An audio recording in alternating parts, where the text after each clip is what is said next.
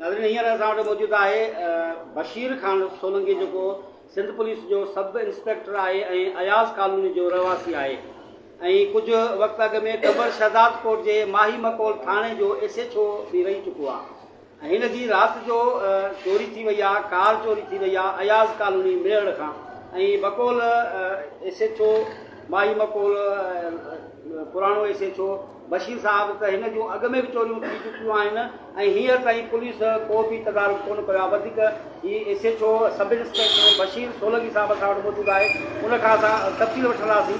जी बशीर साहब महिरबानी तव्हांजी।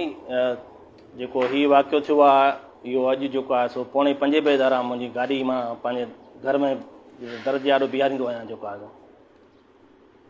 4:45 थियनि पिया त मुंहिंजो भाणे जो जागे पियो, उन ॻाल्हि कई त माना 2 माण्हू आया मोटरसाइकिल जिन खे पिस्टल बि हुया गॾु ऐं मां सम्झो त हाणे 4:45 थी विया आहिनि, हाणे ॾींहुं थी वियो अलाए कहिड़े हिसाब सां दुश्मनी वारा माण्हू हुन लाइ काॾे था वञनि या ख़बर न, त कोई ॾोह जे इरादे सां साईं गाॾी खणणु आया।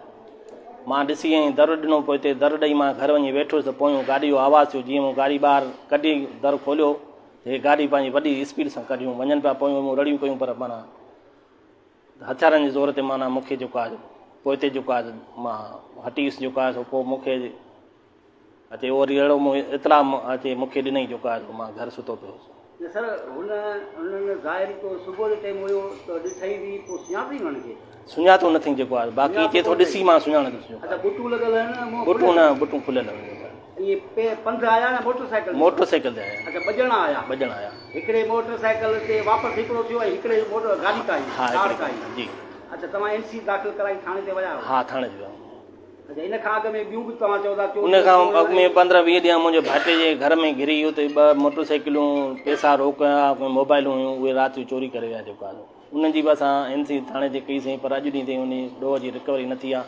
न ई वरी को जेको आहे सो पुलिस अॼु ॾींहं ताईं को उन सिलसिले में को ॾोहारी माण्हू ॿधा आहिनि, का बि माना शइ न थी आहे। जेको आहे ऐं हीउ ॿियो दफ़ो ऐं टियों दफ़ो असां काफ़ी टाइम अॻु में तव्हांजी मोटरसाइकिल बि तव्हां मेड़ खां चोरी? मुंहिंजी अॻु में माना 2-3 साल थिया आहिनि। अॻु में जेका मुंहिंजी मोटरसाइकिल चोरी थी वई, पोइ इहा ई चोरनि जेको आहे चोरी करे आहे, पोइ वरी पाण ई माना जेको आहे उहे चोर जे पिन जेको वापसि करे आहे। जेको पुलिस जायवारदार ते पहुती?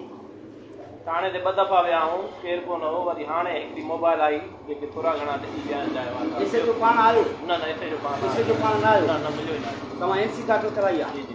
अच्छा, हाणे पुलिस का कार्रवाई कई आहे या तव्हां कुतो वग़ैरह को घुराइण जो? असांजे नहीं कुतो जॾहिं हुजे को पहिरियों आया ई मोटरसाइकिल ते, उनजो पहिरियों कुतो कहिड़ो खणंदो? बाक़ी असांजो आहे त हणे जो प्रोग्राम सुभाणे मथां रिकवर न थियो आहे। हिमल ताईं मेयर में रोज़ आहे, रोज़ वारदात थिए थी, हिकु राति ख़ाली न आहे। अलाए कहिड़ो अलाए छा आहे ॼण, हिते को थाणो ई कोन्हे मेयर में। बशीर साहब, तव्हां बि पुलिस खाते जा SHO रही चुका आहियो ऐं सब इंस्पेक्टर हींअर आहियो, तव्हांजो पंहिंजे खाते खां या SSP दादू खां DIG IG खां कहिड़ो मुतालबो आहे, कहिड़ी अपील आहे? बसि मां पंहिंजे सीनियर ऑफिसरनि खे इहो एतिरो चवंदुसि त ॾोह जेको थियो आहे, मां बि जेको आहे सो पुलिस ऑफिसर पंहिंजी जॻह ते आहियां, पर पब्लिक जो ॾोह जेकॾहिं थिए थो त असां जेको आहे सो, पर हीउ हिन महिल असां पाण सां थियो आहे। जेको आहे मां त इहो चवंदुसि त अमन अमान जी सूरत हाल बहितर थियल ॾोह मूं समेत ॿियनि आवाम जा उहे वापसि कराया वञनि ऐं ॾोहरनि ते नज़र रखी ॾोहरनि खे कैफ़े किरदार थी पहुचाए। नाज़रीन, हींअर असां वटि मौजूदु हुयो सब इंस्पेक्टर बशीर सोलंकी ऐं जेको माही मकोल शहदाद कोट ज़िले जो थाणो हुयो, उनजो अॻूणो इंचार्ज जो थाणे जो इंस्पेक्टर हुयो, उनजी राति चोरी थी आहे। उनखां अवल बि हिन जो चवणु आहे त हिन जे मिटनि माइटनि जूं चोरी थियूं, हिन जी मोटरसाइकिल बि अॻु में चोरी थी हुई।